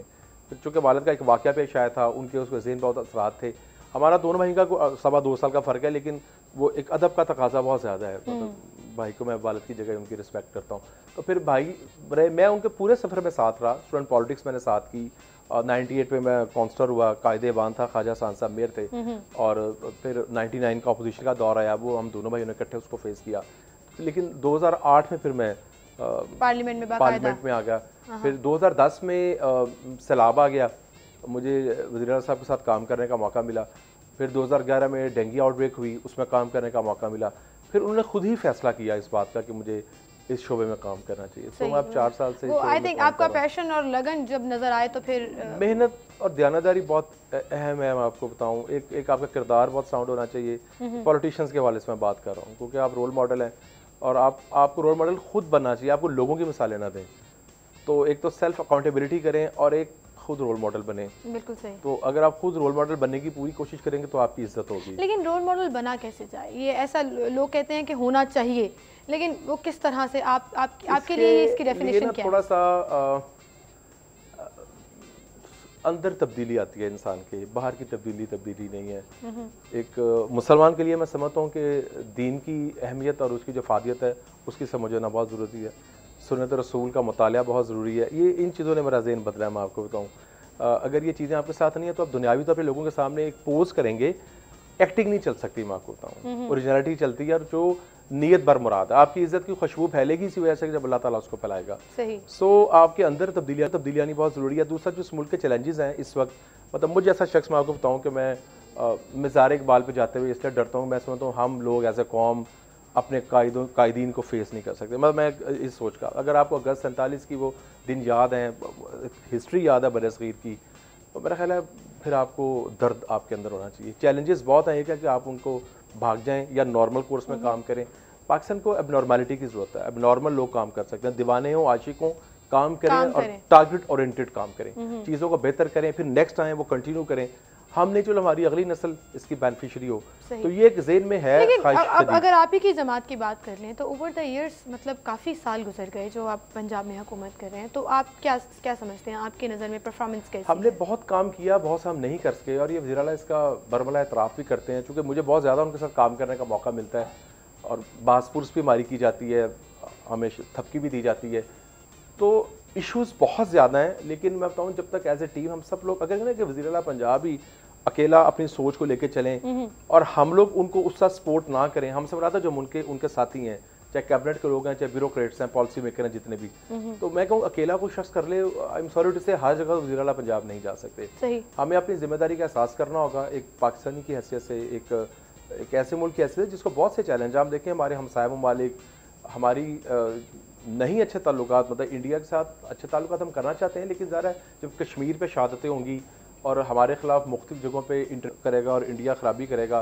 सिक्योरिटी के हमारे इश्यूज़ होंगे। अफगानिस्तान देखें हमने उसके लिए कितनी कुर्बानियाँ दी हैं, एक हमारे मेजर को उन्होंने शहीद कर दिया, तो 20-25 साल से कौम भुगत रही है एक मुसलमान मुल्क होने के नाते से या किसी नाते से, जो उन्होंने हमारे साथ कर रहे हैं। यानी अफगानिस्तान का इंडिया से ताल्लुकात बेहतर है और पाकिस्तान से बेहतर नहीं है, तो मतलब चैलेंजेस बहुत बड़े बड़े हैं पाकिस्तान को। और अगर हम सिर्फ पंजाब हुकूमत की बात करें और लाहौर की स्पेसिफिकली बात करें तो बहुत क्रिटिसाइज भी किया जाता है हुकूमत को, तो आप भी मुख्तलिफ प्लेटफॉर्म्स में जाते होंगे, तो लोग जब कहते हैं कि सिर्फ सड़कें बना दी, पुल बना दिया, हेल्थ को निगलेक्ट किया, जिसके आप एडवाइजर भी हैं। देखिए, सड़कें और इंफ्रास्ट्रक्चर सबसे इंपॉर्टेंट है, हेल्थ भी उतनी ही इंपॉर्टेंट है, शायद उससे ज़्यादा हो, एजुकेशन भी इंपॉर्टेंट है। दुनिया के जितने भी मुल्क और शहरों तरक्की की है, उनका रोड इंफ्रास्ट्रक्चर, उनकी पब्लिक ट्रांसपोर्ट, उसके बगैर आप कहें कि अब देखें ना, जनरल अस्पताल है, उसके बाद जो ब्लॉकेज थी वो ख़त्म हो गई, तो पेशेंट टाइम पे पहुंचेगा, डॉक्टर टाइम पे आएगी, नर्स टाइम पे आएगा, तो आपको ज़राए आमदरफ्त के जो हैं सोर्सेज, उनको आपको डेवलप करना है। जहाँ तक हेल्थ की बात की, हेल्थ एक बड़ा पेचीदा किस्म का इशू है। बदकिस्मती से आबादी का जो बढ़ता हुआ तूफान है, मैं ये बार बार अब हर जगह कहना शुरू हो गया हूँ, जब तक हम इस पे काम नहीं करेंगे, और इस पे भी काम ज़ाहिर है गवर्नमेंट की एक बिल्कुल जिम्मेदारी है, मीडिया की जिम्मेदारी है, मीडिया भी अपने बहुत से प्रोग्राम करता है, लेकिन इसके बावजूद जो मैन डोमिनेटिंग सोसाइटी है, खासतौर रूरल एरियाज़ में खातून के लिए उनके लॉज की, तो ये सब चीज़ें जो हैं इंग्रेडिएंट, जब तक हम मिल के काम नहीं करेंगे, हमने इस पे काम करने की कोशिश की है, 2 साल से सीएम इस पे काम कर रहे हैं पॉपुलेशन कंट्रोल पे, और उसमें भी खातर खा पेशरफ्त नहीं हो सकी, क्योंकि जब तक कम्युनिटी उस पर नहीं चलेगी, जब तक मियाँ बीवी यह फैसला नहीं करेंगे, तो हमें देखना, चाइना की मिसाल हमारे सामने है। चाइना ने अगर 25-30 साल पॉपुलेशन को कंट्रोल किया, आज चाइना कहाँ पहुँच गया, क्योंकि हमारे वसाइल, ना हमारे पास तेल है, ना हमारी एक्सपोर्ट इतनी बड़ी है, ना हमारी इंडस्ट्री अभी इतनी डेवलप कर चुकी है। अभी तो हम एक इर्तकाई मराहिल में हैं। मौजूदा गवर्नमेंट ने पूरी कोशिश की है, लोड शेडिंग हमारा एक बहुत बड़ा इशू है, हमारा बिल्कुल वादा है लोगों के साथ, लेकिन बिलियंस डॉलर की इन्वेस्टमेंट लाने के लिए जब आप बाहर के ममालिक की तरफ देखते हैं और उनको लाते हैं, चाइना का मैं समझता हूँ बहुत बड़ा क्रेडिट है, लेकिन जब खुदा ना खास्ता एक बम ब्लास्ट हो जाए, तो मुझे बताएं मेरी बहन, फिर उसके बाद इस मुल्क में आना किसने है? लोग आते हुए डरते हैं। हमारे अपने पाकिस्तानी जो बाहर हैं,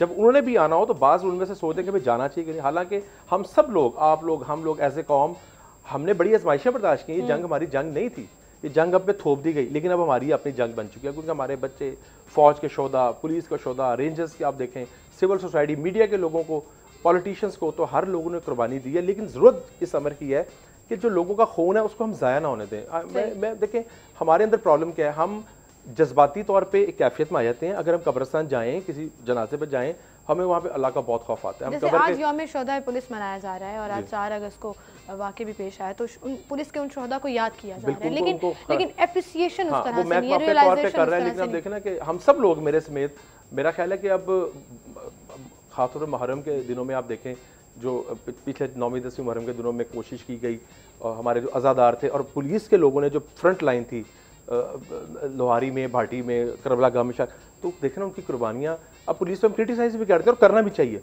लेकिन जो उनके शोधा, उनको, तो ये एक तवाज़न होना चाहिए माशरे में, चाहे वो लेकिन खैर साहब, आप भी इस चीज़ से अग्री करेंगे कि जब गलतियाँ या चैलेंजेस बहुत ज़्यादा हों तो फिर जो अच्छी चीज़ें हैं वो बैक स्टेप चली जाती हैं। मसलन अगर हम हेल्थ डिपार्टमेंट की बात करें तो हेल्थ में हालात अच्छे नहीं है कुछ, और मैं माजरत के साथ आपको ये बताना चाहूँगी, अस्पतालों के हालात, मेडिसिन नहीं मिल रही हैं, फैसिलिटीज़ नहीं है, एक बेड पर 3-3 मरीज पड़े हुए हैं, कैसे सॉर्ट आउट करें? देखें, एक तो वज़ीर आला इसका बरमला इतलाफ़ करते हैं, एक दो कैफियत होती हैं कि आप कबूतर की तरह आंखें बंद कर लें और कहें जी सब अच्छा है, तो वो तो सब अच्छा 70 साल से बड़ी माजरत के साथ 69 जैसे चल रहा है, सब अच्छा नहीं है, बहुत काम करने की ज़रूरत है। एक बेड पे 2-3 लोग हैं। मैं थोड़ा सा इस पर 2-4 मिनट बोलना चाहूँगा कि हमारी पॉलिसी का हम इस पर कर रहे हैं। हमने कुछ साल पहले इस पर काम शुरू किया। हमारा सबसे जो उसमें मुअत्तल है वो हमारे बेसिक हेल्थ यूनिट्स हैं जिनकी तादाद 2573 है पूरे पंजाब की। इस तरह लाहौर की भी यहाँ फिल्टर क्लिनिक्स हैं, BHUs हैं। सबसे पहले तो उनको मैंने बात करना शुरू किया, वहाँ दवाइयाँ पूरी करनी, फिर डॉक्टर को भेजना। लाहौर के फिल्टर क्लिनिक्स और इनको काफ़ी हमने इम्प्रूव किया और अभी हम इस पर काम कर रहे हैं। लेकिन जो टर्शी पे लोड है, जो आपको नजर आता है सर्विसेज पे लोड, PIC पे लोड, मेयो, जना, ये लाहौर के बड़े बड़े अस्पताल हैं। यही सूरत हाल बाकी शहरों में भी है। अब इसको तोड़ने का एक ही हल है कि आप तहसील और डिस्ट्रिक्ट को मसूद करें, जिस पर इस वक्त हम काम कर रहे हैं। चूंकि हमारा फॉर्मेट इस वक्त लाहौर है तो मैं उसको कोशिश करूँगा कि लाहौर फोकस हूँ। अब लाहौर में भी जो नए अस्पताल हैं, हम पे सवाल किया जाता है कि आपने नया अस्पताल क्यों नहीं बनाया। हमने शादरा में अस्पताल बनाया, हमने, लेकिन आप उसका हाल देख लें, वो एक फिल्टर क्लिनिक बन के रह गया। नहीं, शादरा बेहतर हो रहा है। शादरा में मुश्किलात बिल्कुल नहीं है। टीचिंग के लोगों को भेजना, प्रोफेसर्स को भेजना बहरहाल एक जुएशी लाने के मुतरादिफ है। बिल्कुल सही। मैं ये नहीं कहता, मैं अपने डॉक्टर्स की बड़ी रिस्पेक्ट करता हूँ कि इस बड़े नामसाइद हालात में हमारे, चाहे यंग डॉक्टर्स हैं, नर्सिज हैं, बहुत काम कर रहे हैं। लेकिन मैं उनको भी ये मैसेज देना चाहूँगा अपने समेत कि अगर थोड़ा सा हम अपनी ड्यूटी के जहन से बाहर आ जाए ना, और जो गरीब लोग हमारे पास आ रहे हैं उनके सिर्फ दर्द का थोड़ा एहसास कर लें, तो सिर्फ डॉक्टर्स नहीं, पॉलिटिशियन, सब लोग अपने आप को थोड़ा सा अगर उनकी कैफियत में लेके सोचे ना, तो चीजें जज्बे लड़ते हैं। मैं आपको बताऊं, मशीनें आप बना दें, अस्पताल बना दें, अगर ह्यूमन रिसोर्स के अंदर जज्बा ही नहीं है, इस पर अगर पॉलिटिशियन ही काम नहीं करेगा, और जो कहानियां मीडिया पे आती हैं, मैं समझता हूँ कि इस वजह से देखिए ना, ये एक, मैं कह रहा हूँ, रोल मॉडल हमें खुद बनना पड़ेगा, एक डॉक्टर को खुद बनना पड़ेगा, एक लीडर को खुद बनना पड़ेगा, मीडिया के लोग अपना किरदार अदा करें, सिविल सोसाइटी, बिजनेसमैन। तो लाहौर में हमने कई नए अस्पताल बनाए हैं। हमने मियाँ मीर में बनाया 130 बेड का, उसका डायग्नोस्टिक शुरू हो गया, उसकी OPD शुरू हो गया। सब्जाजार में अस्पताल बनाया, लिद्दड़ में हमने बहुत अच्छा अस्पताल शुरू किया है, वो आप जरूर विजिट करें, लाहौर का वो अस्पताल है, लेकिन हमने उसको आउटसोर्स किया है। अब देखें, मैंने अपनी पूरी कोशिश किया, हमें कई चीज़ें आउटसोर्स करनी पड़ी है। अच्छा, आउटसोर्स क्यों करनी पड़ती हैं? और फिर ये भी बात आई थी कि एडमिनिस्ट्रेशन जो है अस्पतालों की वो आउटसोर्स कर देंगे तो फिर उससे कैसे सिचुएशन जो है कंट्रोल होगी और फिर हुकूमत की लटकान रहेगी। इस पर मैं आपसे ज़रूर कमेंट लेना चाहूँगी। नाज़रीन, यहाँ पर एक ब्रेक लेते हैं, ब्रेक के बाद दोबारा हाजिर होंगे।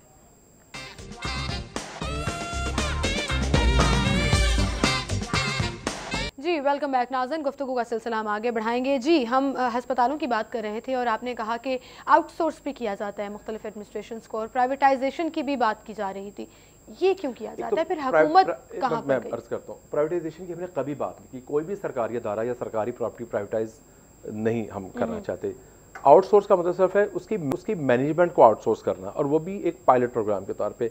हमारा कामयाब तरीन तजर्बा मुजफ्फरगढ़ का था, तैयब अर्दगान का, इंडस कराची का बहुत बड़ा। लिद्दड़ जो अस्पताल है वो हमने उन्हीं को दिया है। अगर आप जाके देखें तो आपको उसमें वाज़ेह फ़र्क नजर आएगा। ज़रा उसमें अखराजात ज़्यादा ज़रूर होते हैं, लेकिन जब आप एक मैनेजमेंट आउटसोर्स कर देते हो, डिसिप्लिन मजीद बेहतर होता है। मगर इसका ये मतलब नहीं कि पूरा महकमे इसको आउटसोर्स कर देंगे। कुछ जगहों पे कुछ क्लस्टर्स में हम कुछ चीज़ों को आउटसोर्स करेंगे। उसके बाद जो हमारा अपना सिस्टम है, हमारा जो अपना सिस्टम है, जो हमारे मैनेजमेंट के लोग हैं, देखिए एक बहुत बड़ी शिकायत है लोगों को, मीडिया और हमें भी, सफाई सुथराई एक बहुत बड़ा इशू है। और मरीजों का आना, मरीजों का रश, और उसको प्रोफेसर साहब कब देख रहे हैं, डॉक्टर्स कब देख रहे हैं। ज़रा जब आपको इन तम शिकायत को आपने दूर करना है तो आपके लिए कोई ना कोई नई चीज़ भी लानी पड़ेगी, पुरानी चीज़ को बेहतर भी करना पड़ेगा। सो एक तो जो मैनेजमेंट कैडर के लोग हैं हमारे, हमने एक उनसे एप्लीकेशन तलब की है, 1100 लोगों ने अप्लाई किया है। फ्यूचर में मतलब 3, 4, 5 माह बाद हम जो लोग MS लगाएंगे, ग्रेड उनका हम जरूर देखेंगे, लेकिन उनके शॉर्ट कोर्सेज करवाने इसलिए पड़ेंगे कि एक अस्पताल की जो मैनेजमेंट है वो सिर्फ देखिए डॉक्टर ने उसका लिखना है, एक प्रोफेसर साहब है वो आर्थो का है, कोई यूरोलॉजी का, कोई नेफ्रोलॉजी। तो अब जो हॉस्पिटल को मैनेज करना है, इनकी प्रोक्योरमेंट है, उसका शोबा तिब से कोई ताल्लुक नहीं है। अगर आपने LCs खोलनी है, आपकी फाइनेंशियल मैनेजमेंट है, आपकी सफाई सुथराई तो आपकी होटल मैनेजमेंट में आ जाती है। अब वॉशरूम का साफ ना होना, ठीक है कि मरीजों के साथ 10-10 अटेंडेंट आ रहे हैं, वो डॉक्टर्स का मुतालबा बिल्कुल ठीक है, और हम अब उस पर कानून साजी की तरफ जा रहे हैं। क्योंकि सर ऐसे SOPs मौजूद हैं, आपके पास मिसालें मौजूद हैं। वेस्ट में जितने भी हॉस्पिटल्स हैं, इमरजेंसीज में कोई अलाउड नहीं होता है। आप अगर रूम में शिफ्ट हो गए हैं तो आप वहां पर चल जाएं। वार्ड्स में एक मखसूस टाइमिंग होती है। यहाँ एक मरीज के साथ 10-10, 12-12 लोग आए हुए होते हैं। एक मरीज के साथ हमें एक अटेंड करना पड़ेगा, लेकिन उसके लिए पब्लिक को कहना, क्योंकि जो बाहर के शहरों से, लाहौर में मैं बताऊँ, लाहौर का जो मेन रोड है वो बाहर के शहरों का, लाहौर का जो अपना रोड है वो 50-60% है, 40-50%। इस वक्त जो हम बाहर के शहर में भी काम कर रहे हैं, और हम पे कहा जाता है कि लाहौर में आपने बड़ा अस्पताल नहीं बनाया। हमने लाहौर में बेशुमार अस्पताल बनाए हैं, अभी भी बना रहे हैं हम। मनावा पे नया अस्पताल बना रहे हैं कि हमने नए अस्पताल बनाए, लेकिन लाहौर में बड़ा अस्पताल ना बनाने की बुनियादी वजह एक तो ये है कि अब हम बाहर उन अस्पतालों को बड़ा बना रहे हैं ताकि लाहौर के जो अपने अस्पताल हैं वो अपनी आबादी का लोड तो उठा सकते हैं, लेकिन जब उस पर बाहर का लोड पड़ता है तो फिर उसका प्रेशर पड़ जाता है। सो हम जो बाहर के पेरिफेरीज हैं उनको भी बेहतर कर रहे हैं। लाहौर के अस्पतालों में जो मरीजों का लोड है, और आपने बिल्कुल ठीक कहा कि बात का एक बेड पे 2 या 3 लोग भी होते हैं। एक तो मैं कहना चाहूँगा, दुनिया भर के जितने भी अस्पताल हैं उनकी क्वालिटी कंट्रोल का ताल्लुक उनकी बेड कैपेसिटी पे है। हम किसी को ना नहीं कर सकते। आपने पीएचसी पे बेशुमार हम पे तनकीद हुई कि लोग आते हैं, छोटी इमरजेंसी है और लोगों को बात का जमीन पे रहता है। तो आज का मतलब अब अगले महीने जो है वो 200 तो बेड चलो हमने साल तक पहले शुरू किया, वो अल्लाह का शुक्र है 100 बेड की इमरजेंसी बन गई है। लेकिन उसका एक दूसरा पहलू देखें, अगर तो हम अपनी सब जो 14 बेड की है उसमें 14 लोग लें, वो बाकी लोग कहाँ जाएंगे? अच्छा, रेफरल सिस्टम का हाल ये है कि कोई मरीज गया किसी प्राइवेट अस्पताल में, लाहौर से बाहर गया या लाहौर में गया, वो बगैर इतला के आ गया इमरजेंसी में। अब एक तो उसको कहा जाए कि यार तुमने पहले इतला क्यों नहीं की, एक है कि उसको ले लिया जाए फिर उसको ट्रीटमेंट किया जाए। तो ये दूसरा पहलू है। पहला डिजास्टर है, कैपेसिटी भी तो बढ़ाई जा सकती है। अब मुखैर हजरात आए, 200 बेड्स पर मुश्तमिल नई इमरजेंसी ब्लॉक जो है वो अगले माह इफ्तिताह हो जाएगा। मुखैर हजरात का बहुत बड़ा क्रेडिट है कि उन्होंने इसको बनाया, लेकिन गवर्नमेंट को करना चाहिए था। 40 करोड़ रुपया जो उन्होंने उस पर लगाया है, इसका सालाना खर्चा भी अब 40 करोड़ रुपया का जो सारा गवर्नमेंट उठाएगी। उसका ओपेक्स जो है, ऑपरेशनल जो एक्सपेंडिचर्स हैं, वो सारा सरकार उठाएगी। लेकिन इसके साथ पीएसी के साथ ये फिर मैं बताऊँ 7-2 साल बाद फिर जब आबादी बढ़ेगी और आबादी के साथ बीमारी बढ़ेगी, तो ये फिर 2-3-4 साल बाद हम सोच रहे होंगे। हमने उस पर प्लानिंग अब ये शुरू की है जना में और मेयो में। ये आपने मुझे सवाल करना था, जना और मेयो में, और बिल्कुल आपका वैलिड सवाल है। हम बाईपास की प्लानिंग कर रहे हैं, उसके लिए हमने पैसे मुख्तस किए हैं, 200 मिलियन रखा है ताकि 6 माह साल बाद। लेकिन हालात वहाँ पर ये है कि स्टंट भी डलवाना हो तो छोटी छोटी दवाइयाँ भी मरीजों को बाहर से लानी पड़ती। देखिए, दवाइयों का एक एसेंशियल ड्रग लिस्ट है, मैं बताऊँ आपको। आप कहना कि 20,000 दवाई सरकार दे दें, सरकार को एक फोकस में रहना है। हर एक बीमारी की 50-50 दवाइयाँ, तो हम 1 या 2 जो बेसिक बीमारी दवाइयाँ होती हैं वो हमारी लिस्ट में शामिल होती हैं। उस पर भी हम एक तो सारे एमएसएस को 1 लाइन ग्रांट दे रहे हैं पूरे पंजाब में, लाहौर समेत। अच्छा। जितने हमारे एमएसएस हैं इनको अब 1 लाइन ग्रांट मिलेगी। ये बहुत मेजर फैसला था, क्योंकि पहले जो बजट था वो मुख्तलिफ हेड्स थे उसके, नॉन डेवलपमेंट का। अब तो सेंट्रलाइज कर दिया गया। फायदा क्या होगा? फायदा होगा, वॉशरूम ठीक नहीं है तो उनके पास कैपेसिटी मौजूद होगी कि वो खुद उसको खर्च सकते हैं। अकाउंटेबिलिटी भी उतनी सख्त होगी। अगर ट्यूब खराब है, एयर कंडीशन खराब है, कोई दवाई खरीदनी है, प्रिक्योरमेंट का इशू है, या कोई मशीन ठीक करानी है, बायोमेट्रिक बहुत बड़ा इशू है, मशीनें खराब हो जाती हैं, उनकी रिप्लेसमेंट, उस पर हम इस वक्त बायोमेडिकल पे काम कर रहे हैं, बार कोड लगा रहे हैं हर मशीन को। नई मशीनें सारी हम आउटसोर्स कर रहे हैं, उसका जो कि वो 5 साल के लिए उसको कॉन्ट्रैक्ट दें ताकि अगर खराब हो तो फौरी उनकी। लेकिन मैं फिर बताऊं कि लाहौर के जो बाहर के अस्पताल हैं उस पर भी हमारा इस वक्त बहुत फोकस है, बहुत ज्यादा फोकस है। कंसल्टेंट्स को बाहर भेजना, डॉक्टर्स को बाहर भेजना। अभी जो महीना पहले, लेकिन अभी मैं दोबारा ये मेडिसिन वाली बात पे ज़रूर आना चाहूँगी कि मुझे लगा वो बात कहीं बीच में रह गई कि मुफ्त अद्वियात, चाहे वो दिल की हो या दूसरी आउटडोर जो भी मतलब इमरजेंसी में जो भी इस्तेमाल की जाती, वो नहीं मिल रही है मरीजों को। मरीजों को पर्चियाँ थमा दी जाती हैं। आप सर्विसेज की मिसाल ले लें, आप मेयो की मिसाल ले लें, आपने कहा कि एक लिस्ट है, तो फिर गवर्नमेंट ये नारा क्यों लगाती है कि मुफ्त अद्वियात मिलेंगे? गवर्नमेंट बिल्कुल ठीक कहती है, मैं आपको अर्ज करता हूँ। वो निज़ाम की खराबी है जिसको इस वक्त हम ठीक कर रहे हैं। वो खराबी क्या है? नॉट फॉर सेल मेडिसिन जो है वो फरोख्त की जा रही होती हैं, वो लेकिन पकड़ मेडिकल स्टोर्स में पकड़ भी तो गवर्नमेंट रही है ना, हमारी टास्क फोर्सेस ही उसको पकड़ रही है ना। उसके लिए हम आईटी सॉल्यूशंस आ रहे हैं सारे पंजाब के लाहौर समेत अस्पताल आइंदा 2-3 या 4 साल में, क्योंकि ये 200 अस्पताल हमारे ऐसे हैं बीएचयू और आरएससी के अलावा। आरएससी हमारे 300 हैं, 2500 बीएचयूज हैं। लाहौर के बड़े अस्पताल 42 अस्पताल ऐसे हैं जो मेयो जना पूरे पंजाब के। ये HIMS सिस्टम पे जाएगा, हेल्थ इंफॉर्मेशन मैनेजमेंट सिस्टम, जिसमें डिस्पेंसेशन, दवाई का फ्री, पेपरलेस अस्पताल, एक्सरे। अब कोई मरीज माता ओकाड़े से लाहौर आया है तो उसका तो बेचारा वो गांव का आदमी, उसको रिकॉर्ड ही नहीं, तो वो सिस्टम 2-3 साल बाद हम उस तरफ अब जा रहे हैं। उसको अप्रूव कर दिया सीएम ने। चाइनीज़ भी उसमें हमारे साथ गुफ्तगू में, हमारा जो अपना इंफॉर्मेशन टेक्नोलॉजी बोर्ड है वो भी इस पर काम कर रहा है। हो सकता है इस पर 2 साल लगे, 3 लगे, क्योंकि मेरा ख्याल है ये बिलियंस ऑफ रुपीज़ का प्रोजेक्ट होगा। तो एक तो ये हाल है। एक हमारा health insurance program prime minister ने इस्लामाबाद मुजफ्फराबाद में शुरू किया, लेकिन अभी लाहौर नहीं, हम रहीम यार खान से उसको शुरू कर रहे हैं। वो भी एक रिप्लेसमेंट है कि गरीब आदमी का कार्ड हो 50,000 का, और वो पब्लिक अस्पताल में जाए या प्राइवेट में जाए इलाज। तो मुख्तलिफ स्कीमों पे हम काम कर रहे हैं। मैं फिर आपको कहूँगा कि आबादी का तूफान, और हमें जब तक, अब देखें ना, रोड एक्सीडेंट्स एक बहुत बड़ा इशू है, ठीक है, ट्रैफिक पुलिस की एक जिम्मेदारी ज़रूर है, मगर अगर चांद रात को 600 बच्चे जख्मियों के अस्पताल में आ जाएंगे तो फिर लोड बढ़ जाएगा, और हमें ना ये सब एक बैलेंस क्रिएट करना पड़ेगा, पब्लिक को भी और गवर्नमेंट को भी। हमें अपनी चीज़ों को बहुत बेहतर करने की जरूरत है, इसमें कोई शक नहीं है। सिस्टमाइज भी तो हो सकती हैं चीज़ें, और हमारे पास डेवलप्ड कंट्रीज़ की मिसालें मौजूद हैं कि किस तरह से मेडिसिन की एक्सेस सिर्फ डॉक्टर्स को होती है, या आप एक रिकॉर्ड रखते हो कि अगर हुकूमत ने इतनी फ्री मेडिसिन भेजी हैं तो वो इतनी ही मरीजों को जा रही हैं, और डॉक्टर्स जवाब दे होते हैं। अहम चीज़ ये है कि जो दवाइयों की फराहमी है और दवाइयों का जो फंड है बड़े अस्पतालों में, उसमें जो माजी में खराबी रही, और ये गलती अपनी तस्लीम करनी चाहिए कि प्रिक्योरमेंट्स बात का से इतनी लेट होती रही और उन पर वो तवज्जो नहीं थी। अब वो सारे सिस्टम की अकाउंटेबिलिटी शुरू कर दी गई है। इस साल से जो पैसा मिलेगा अस्पतालों को, उसको मुकम्मल तौर पे फॉलो प्रोविंशियल लेवल से भी किया जाएगा, उनकी मॉनिटरिंग की जाएगी ताकि वक्त पे दवाइयाँ आएँ। अगर वक्त पे दवाई आ जाए, अगर 100 दवाई उसने खरीदनी है या 500 खरीदनी है। बड़े अस्पतालों में तो ये हज़ारों में है, बिल्कुल 200 दवाइयाँ डिस्ट्रिक्ट अस्पताल में, लेकिन जो बड़े टीचिंग अस्पताल हैं यहाँ पे तो दवाइयों के अलावा डिस्पोजेबल हैं, उसके मुख्तलिफ ऑपरेशन थिएटर में जो चीज़ें इस्तेमाल होती हैं, तो उन सब चीज़ों को अब हम इस वक्त काम शुरू करते हैं। उनकी मॉनिटरिंग का प्रिंसिपल साहबान को, MS साहबान को अकाउंटेबल किया गया है, बहुत काबिल इज़्ज़त है, मगर काम में किसी का कोई लिहाज और प्यार नहीं है। LGH पे आपको पता है वज़ीर आला साहब गए थे और वहाँ पे सफाई सुथराई के मुख्तलिफ इशूज़ आए, उस पर MS साहब को और प्रिंसिपल साहब को हमें रिप्लेस करना पड़ा। तो मेरा ये मैसेज लाहौर के तमाम जो हमारे रिस्पेक्टेबल प्रिंसिपल साहबान है, MS साहबान है, ये दिन रात की मेहनत अब करनी होगी, क्योंकि इतना बड़ा चैलेंज है, इसको या तो इस पर आंखें बंद कर रहे हैं या इसको कबूल कर लें, क्योंकि जो आम आदमी है वो बहरहाल इस पर काफ़ी तादाद है जो इत्मीनान का इज़हार नहीं करते, तो उनके सेटिस्फेक्शन के लिए हमें अपनी चीज़ों को, हम अपने तौर पर वसाइल ज़्यादा दे रहे हैं, फ़ंड अब खुल के दे रहे हैं, तो जब हम फंड इनको भी दे रहे हैं, काम खुल के कर रहे हैं, तो हमारे दोस्तों को भी करना पड़ेगा काम। बिल्कुल सही, लेकिन ये हमेशा तभी क्यों होता है जब वज़ीर आला पंजाब खुद निकलते हैं, और जैसे आपने शुरू में भी बोला कि वो हर जगह नहीं जा सकते, उनके पास 10,000 चीजें और है देखने के लिए। क्या टीम कमजोर है? टीम कमजोर नहीं है, मेरा ख्याल है हमारी सोचों के धारे चेंज हो गए हैं। मैं आपको एक मिसाल देता हूँ छोटी सी, मैं जरा चीज़ों को ना बड़ा सच्चाई के साथ चलता हूँ। सेव ब्लड एक बिल पे मैंने काम शुरू किया 12-13 महीने पहले। आप यकीन करें 10 माह हो गए महकमों की हॉकी, और उनका जो हॉकी का मैच था वो ख़त्म नहीं हुआ, एतराज़ लग रहा है, फलां हो रहा है, फलां हो रहा है। मैंने महीना पहले कहा सीएम साहब को, जी मैं थक गया हूँ, 10 माह हो गए, एक हफ्ते में वो बिल असेंबली में आ गया। अब 10 अगस्त को हम उसको, ये अफसोसनाक, नहीं पूछ सकते जाके सीएम साहब को कि वो काम करें, आपको खुद भी जिम्मेदारी है। वो कहते हैं कि हर काम मैंने करना है या हर काम मेरे क्या भी इनिशिएट होना है।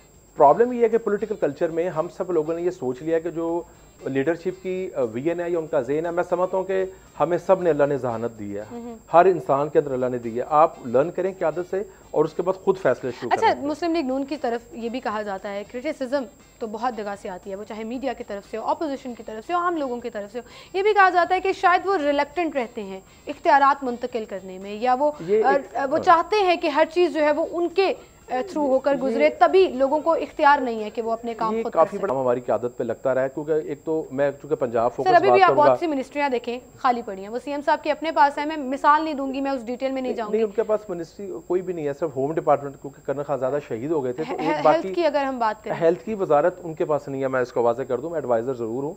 देखिए, वज़ीर और मशीर में फ़र्क यह है कि जो असेंबली बिजनेस है वो एडवाइज़र नहीं कर सकता, वो हमारे पार्लियामेंट सेक्रेटरी बरान नज़ीर करते हैं। बाकी वज़ीर और मशीर के इख्तियारात में कोई, क्योंकि मेरे पास उसका पोर्टफोलियो है, मैं कैबिनेट का रेगुलर मेंबर हूँ, उसकी वजह से वो जो भी पोलिटिकल रीज़न है कि मुझे वो वज़ीर क्यों नहीं बनाते, बनाएंगे नहीं बनाएंगे, वो पार्टी के अपने डिसीजन होते हैं। ज़रा उन्होंने हर फैमिली को, हर सिस्टम को, हर लोगों को एक बैलेंस क्रिएट करना होता है, तो वो एक उसकी कोई वजह ऐसी रीज़न हो सकती है। लेकिन इख्तियारात के वाले से या काम के वाले से मैं आपको बताऊं, काम करना तो उदा ना भी हो तो आप काम कर सकते हैं, और उहदे बड़े आपके पास हो, आपने काम ना करना हो तो आप काम नहीं कर सकते। बहुत कम लोगों में होती है ना। फिर और मैं बताऊं, वज़ीर आला साहब के साथ मेरा बड़ा कंफर्ट लेवल है। मैं ये हमेशा कहता हूँ, ज़रा मेरे कायदे हैं, मैंने उनसे बहुत सीखा है, मगर मैं जिस तरह अपने बड़े भाई की रिस्पेक्ट करता हूँ, उनकी भी इसी तरह इज्जत करता हूँ। मेरे वो बड़े भाई को, मुझे वो छोटे भाई का हमेशा उन्होंने प्यार दिया है।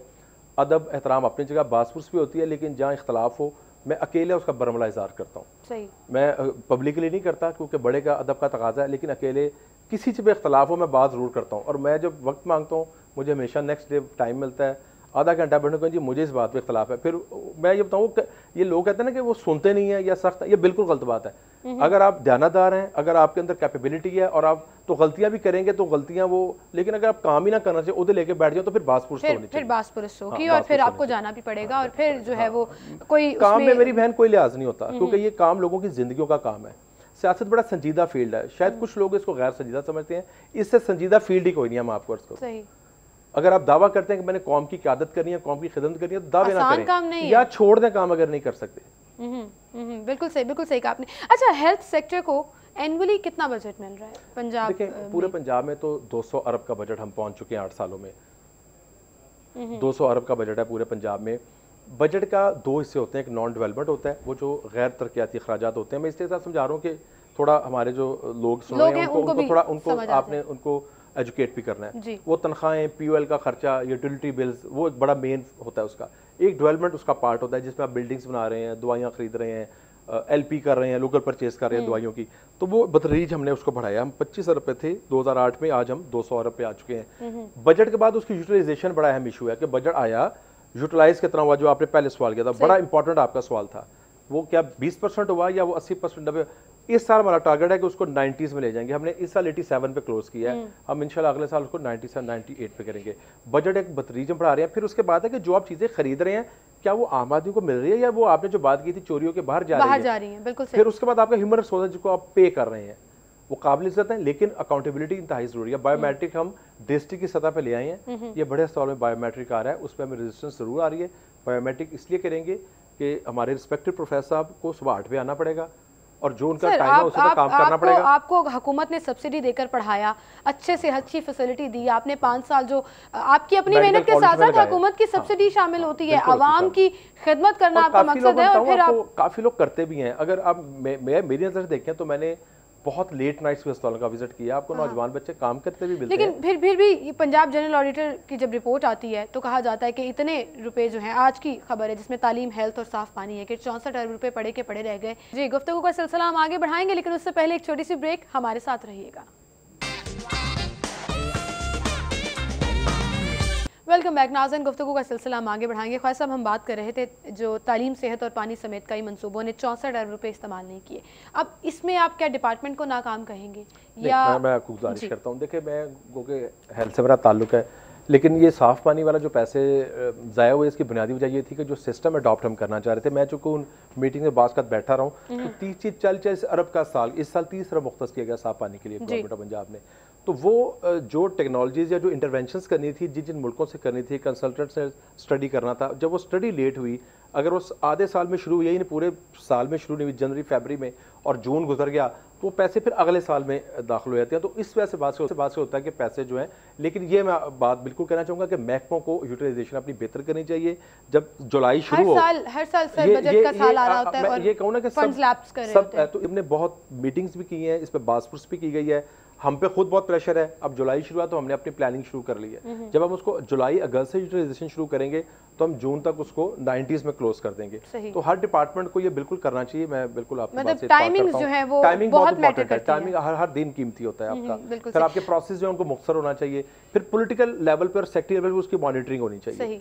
कई मॉनिटरिंग के साथ साथ फिर अकाउंटेबिलिटी भी आ जाती है कि आप, और अकाउंटेबिलिटी सिर्फ पैसों की नहीं होती है, आपकी परफॉर्मेंस की भी होती है कि आप असल में कर क्या रहे हैं, प्लानिंग क्या कर रहे हैं। मैं तो उन लोगों में जो हर साल समझता हूँ कि हर मिनिस्टर के सारे पाकिस्तान में ये है नहीं, वैसे ये होना चाहिए कि परफॉर्मेंस में इंडिकेटर्स होने चाहिए, KPIs होने चाहिए हर वजीर के। साल के अंदर टारगेट काम ना करे, चेंज कर देना चाहिए। बिल्कुल सही। अकाउंटेबिलिटी होनी बहुत जरूरी है। हेल्थ की हम बात कर रहे थे और आजकल एक और इशू जाली अद्वियात का, जो मुख्तलिफ फैक्ट्रीज पकड़ी भी जा रही हैं, लेकिन वो जो एक मशरूम की तरह ग्रोथ उनकी बढ़ती जा रही है कि वो उनका एक गंदा सा यूनिट होता है, वो उठा के कहीं और रख लेते हैं और फिर शुरू कर देते हैं। तो इसको किस तरह देखिए, जाली अद्वियात पे गवर्नमेंट ऑफ पंजाब ने ही बहुत काम किया है। मेरे जो पार्लियामेंट सेक्रेटरी इमरान नज़ीर साहब, मैं उनको बिल्कुल खराज तहसीन पेश करूँगा कि पूरे पंजाब में उस शख्स ने बहुत मेहनत की, जाली अद्वियात के खिलाफ गिरफ्तारियाँ की। लेकिन ये एक हमारा पहलू है। अब दूसरा पहलू ये है कि जो सरकारी दवाई हम खरीदते हैं, ये माजी में होता रहा है कि हम लोअर बिडर का लेते थे, लेकिन ये सिस्टम हमने सारा चेंज किया है। इस पर BCO मीटिंग की वज़ीर आला पंजाब ने। लाहौर की DTL को भी विजिट करें, आपको पाकिस्तान की वो ड्रग टेस्ट लैब अब नहीं लगेगी, वो लगेगी इंटरनेशनल स्टैंडर्ड की। लंदन वालों से कॉन्ट्रैक्ट किया। लेकिन अभी उसकी भी खबर आ रही थी कि अपनी लेबोरेटरी पे ट्रस्ट नहीं है और वो सैंपल्स जो है वो बर्तानिया भिजवाए जा रहे हैं। दुनिया भर में जितनी भी लैब्स हैं, बेस्ट लैब कोई भी होगी उसका रैंडम चेक जरूर है। ठीक है, ये मैं पूरी दुनिया के प्रोटोकॉल रैंडम चेक, ये प्रोटोकॉल ऐसे हैं कि कोई भी पूरे साल में, और ये एक इंटरनेशनल स्टैंडर्ड है कि जो भी आपका रिसर्चर, केमिस्ट या एनालिसिस कर रहा है, चाहे वो दवाई का कर रहा है, चाहे फोरेंसिक कर रहा है, कोई भी कर रहा है, 12 महीने में कोई भी जो उसका काम है ना, उसको बाहर कोई और कंपनी जरूर चेक करेगी, थर्ड पार्टी वैलिडेशन हो पूरा साल। उसको नहीं पता होगा कि मेरा किस दिन क्या सैंपल लिया जाएगा। यही सिस्टम यहाँ पे लेके आए हैं और बाहर से लोग रखे हैं, मार्केट रेट पे लोग लाए हैं। और उसके बाद बाकी जो हमारे पंजाब की 4 लैब भी हमको चेंज करा, क्योंकि टेस्ट होना सबसे अहम चीज़ है।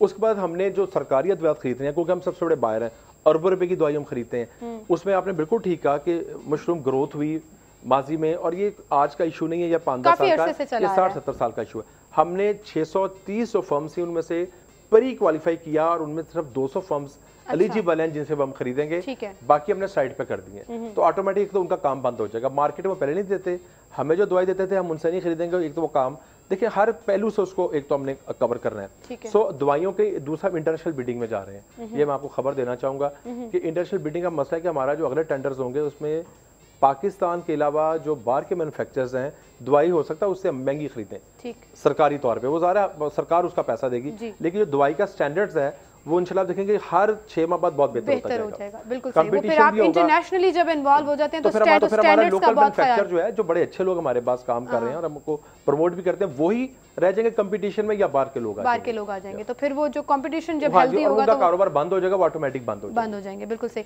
अच्छा सलमान साहब, बहुत बिजी रहते हैं आप, कभी प्रोटेस्ट हो रहे हैं, अब मैं प्रोटेस्ट की साइड पर चली जाऊंगी, टाइम मेरे पास ऑलरेडी कम रह गया, कभी आप इन मैनेजमेंट के इश्यूज में, पॉलिसीज के इश्यूज में और ऑल ओवर पंजाब को देखना होता है, घर को टाइम कैसे देते हैं, मैनेज कर पाते हैं? घर को टाइम बहुत कम मिलता है। मैं बड़ा घर में रहने वाला आदमी हूँ, मेरी ये शख्सियत में बड़ा तो लगता नहीं है आपके काम देख के लगता नहीं है। अब मैं ना बड़ा शाही सा आदमी हूँ, I am a very common man. मुझे बड़ी खुशी होती है मैं कहीं जाऊँ, लाइन में लगूँ, चुप करके अपना, मुझे कोई जानता ना हो, लेकिन जब आप इस जिम्मेदारी पे आते हैं तो आपको सारे कुछ ना कुछ उसके तकाजे हैं, उसके हिसाब से चलना पड़ता है।